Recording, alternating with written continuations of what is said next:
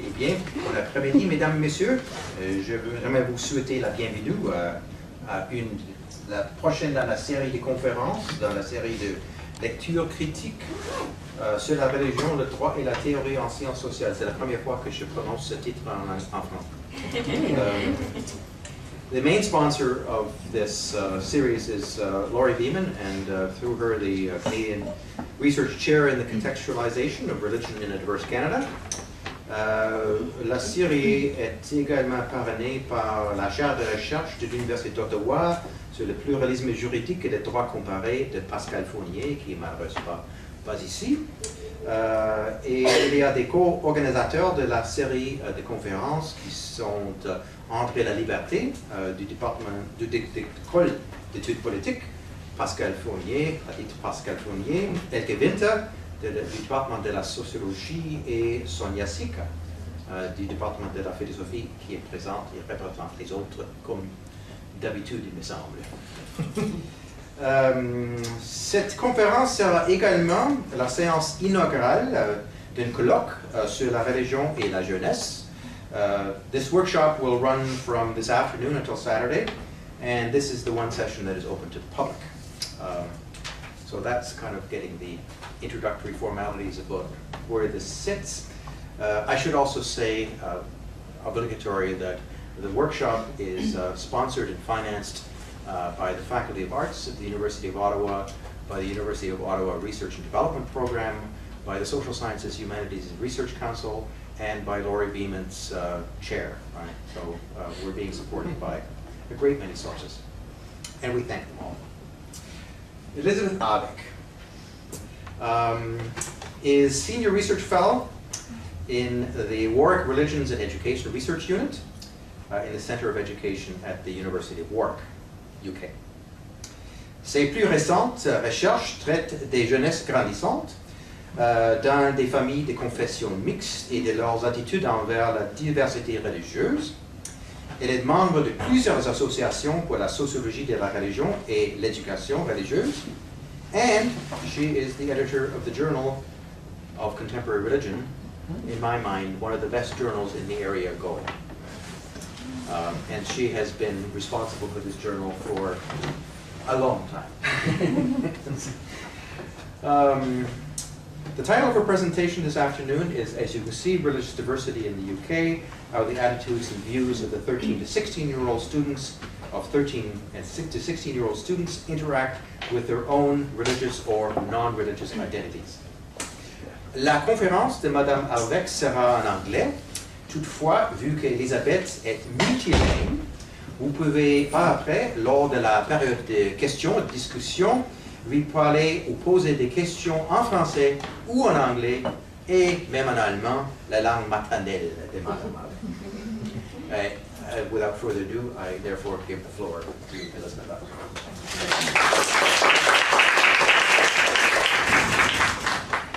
Thank you very much for this kind introduction, and thank you all for coming. I feel very honoured that I am here and introducing the workshop as the keynote speaker. My paper started out as a workshop contribution, but has now, as it were, become a little bit more than this. And I hope that I can, as it were, bring something to you that is of interest, but also stimulates further thinking as part of this workshop, but also part of your own work. You have got the title of my paper, of my presentation, on the screen. I want to, although Peter has already kindly done so, tell you a little bit about the academic context in which I'm working. Because, yes, we are the Warwick Religions and Education Research Unit, but we are within an education department. And as you may see, we have a logo which, as it were, points to the departmental side of my role. We have been restructured last year, and there have been lots and lots and lots of changes, both in structural terms, but also in terms of content and what we do and what we have done and what we are expected to do. Religion and young people's education is much more foregrounded than it used to be. So we have been given, if you like, a better platform for doing the work we're doing, and we can broaden out, which is why I put the social significance of religion, which is far more on the agenda now than it has ever been. My own background is not in education, but in the anthropology and sociology of religion, and I bring that discipline into the context in which I'm working. And as you know, my focus has been on young people, socialization, but also their families. So in other words, not just restricted in the school context, but also the community context, the family context, wherever young people are, we wanted to engage, or want to engage with them and find out what they're doing, but also what the area around them, in German, the Umfeld, what that is doing for them. And I've mainly focused on qualitative ethnographic work, but with other colleagues in our group, I'm also now beginning to understand the quantitative approach to studying religion. This is what I'm hoping to cover in the time that we have got this afternoon. Quite a bit of an agenda, ambitious as I am forever, but basically I want to sort of go from the more general to the more specific and draw out some of the things that come out basically from the project, but also I want to contextualize it within, as it were, the various discussions and discourses that are going on in our world of the study of religion. So I've called them theoretical approaches, but of course you can find other terms for that. You can also talk in terms of discourses, both on the academic level, on the political level. They overlap, they engage with one another or not. They talk at cross purposes with one another as well at times. And I just pulled out a few. The order of appearance is not necessarily indicative of importance. But of course you have the idea, because we're talking about attitudes to diversity within young people, there is the notion of diversity that's being discussed or is being discussed, and also the notion of superdiversity. That's a term that Stephen Vertevek has coined and is working on. There's a book forthcoming about that. Martin Stringer has just brought out a book on diversity, and he talks about not coming from the top down, in other words, looking at things from the theoretical level and then going to the practical. He wants to do it from the bottom up. And Monika Salzbrunn has also just published a book where she actually looks at the term diversity and says, where is it coming from, how is it being used, what are the discourses around it? And of course there's all the other stuff that's been published before then. Then the term multiculturalism, interculturalism, new culturalism, that's now beginning to emerge. There's a raft of literature around that. Again, I've just put some of the literature on that you might recognise. Biko Parek in the UK has been very sort of formative in the discussion of multiculturalism in the UK. Gerd Baumann talks about discourses. Rumi Hassan talks about the, as it were, flip side of multiculturalism, the not so nice side, if you like.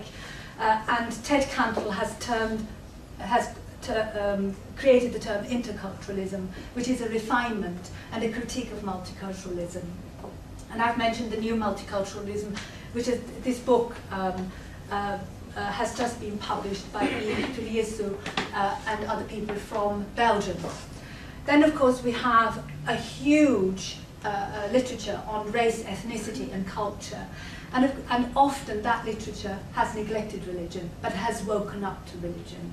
I put the term cultural defense in brackets because from the, as it were, sociology of religion side, we know that sometimes the religion of an ethnic group does what is called secular work. In other words, it defines the ethnicity, religion defines the ethnicity, and the ethnicity then plays a role in the political realm and in the wider social realm.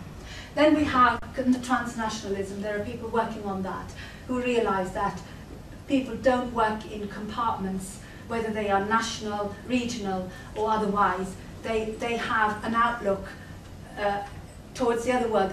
We can also link it with globalization. And localization. And then immigration, migration, that is a very important area again to look at, because we need to understand how as it were, the picture of a country, of a region, has been formed through different waves and through different kinds of immigration. The economic immigration, the asylum immigration, all sorts of things, and where they settled. I put Philip Lewis's book here, Young British and Muslim, there because he does this so well to help us understand how the British Islamic community has grown in the areas where it has. And of course, with migration, there are the issues around integration and assimilation, and of course we have the huge debate about secularization and desecularization, and of course some people said, you know, desecularization in a way is a misnomer because religion has never gone away. We can't kind of pretend that religion never played a role. But again, each of these areas could be a lecture in their own right. But of course we don't have time for that, and that's not the purpose of the presentation anyway. But of course there's also interreligious dialogue and tolerance, the relationships in between the religions and how they can get on with one another, and the initiatives that have been taken in order to further understanding. And the human rights issue has of course also been very, as it were, hotly debated in recent years. And with human rights is of course equality associated, and that leads to legal issue on the national and the international level. There have been lots and lots of publications really recently on the legal issues regarding religion, whether it is about religious symbols, whether you wear them or you have them around them, or whether dress is allowed in particular public spaces. All of that is again another area to look at. And of course, since 9/11, we have the issue of terrorism, counter-terrorism, and the issue of secularization, as it is called, a new term that has entered our language. In the UK, we have the counter-terrorist agenda called Context, and that has found its way into the schools through something called Prevent. In other words, teachers are expected to safeguard young people against terrorism and at the same time, as it were, prevent terrorism through education. A very, if you like, controversial area. Again, we haven't got time to look into it, but we have a PhD student who has done some work on that.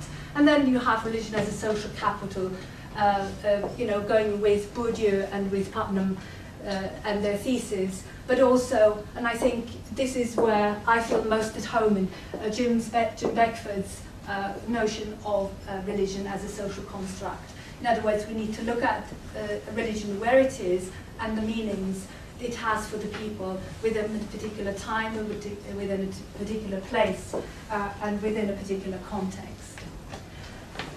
We're still going into theoretical approaches, so we have identity formation. Again, that is an area that we want to look at, especially when we look at young people. What is formative in their upbringing, in their education, and that leads into socialization and the transmission of values, of religion, of anything that goes on from generation to generation. What are the socializing agents? What are the socializing factors? And you know, one of the approaches one can take is religion as a chain of memory, as Daniel Hervé-Léger has done, which is useful in some ways. But as always, each theory needs complements from other areas. And there's the contact theory that comes from the psychological point of view, that the more we are exposed, as it were, to people from other backgrounds and people who are different from us, the more we learn to deal with them, and the more we, as it were, get away from this otherness and the perception of the other as alien or as strange. And then, of course, there is the literature around what the purpose of religious education is, and that is happening in each country and has to be seen in its, again, in its political and regional context. So, as I tried to indicate, these discourses are happening at different levels. whether political, policy-making areas or in the academic, and as I said, they sometimes overlap and engage with one another. And of course there are the local, regional, national, supranational levels, the European Council, if you like.